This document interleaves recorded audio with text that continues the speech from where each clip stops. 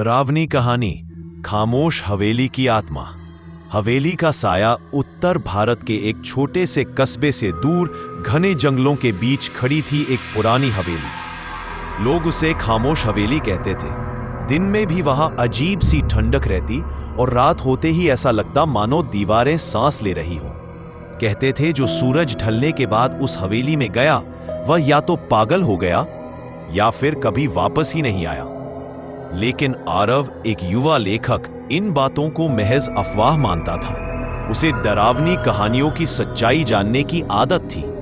एक रात वह कैमरा, टॉर्च और डायरी लेकर हवेली की ओर बढ़ा। पहला कदम, पहला डर। जैसे ही आरव ने हवेली का टूटा दरवाजा धकेला, क्री आवाज इतनी तेज थी कि दिल थम सा गया। अंदर घुसते ही हवा में सड़ांध थी। दीवारों पर पुराने खून के धब्बे और फर्श पर बिखरी टूटी चूड़ियां। अचानक थक थक ऊपर की मंजिल से किसी के चलने की आवाज। कोई है? वह आरव ने कांपती आवाज में कहा। कोई जवाब नहीं, बस हंसी, एक औरत की धीमी टूटी हुई हंसी। आत्मा की झलक। आरव सीढ़ियां चढ़ा।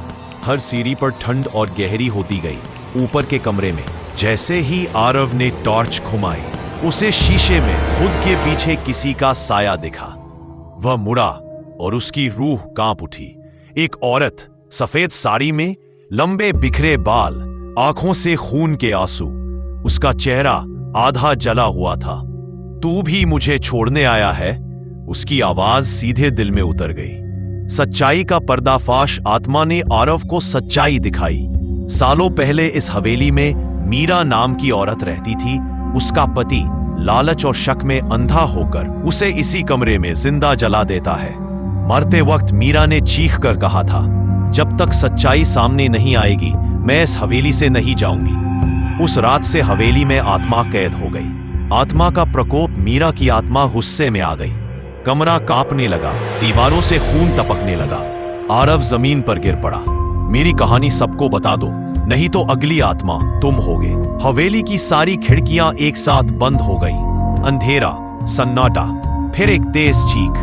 सुबह का रहस्य। सुबह गांव वाले हवेली पहुंचे। आरव बाहर पड़ा था, बेहोश।